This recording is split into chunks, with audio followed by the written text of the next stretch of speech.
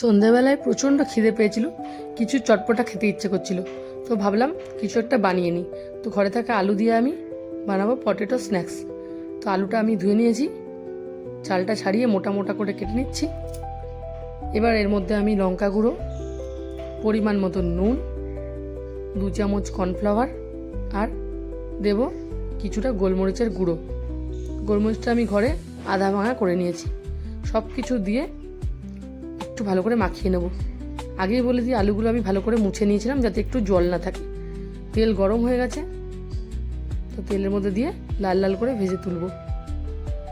গ্যাসের ফ্লেমটা কমিয়ে দিলাম, কেন যেহেতু আলুগুলো খুব মোটা মোটা, ফ্লেম বাড়ানো থাকলে ভেতরটা নাও সেদ্ধ হতে পারে। হালকা আছে ভাজা নিলাম, ভাজা প্রায় রেডি।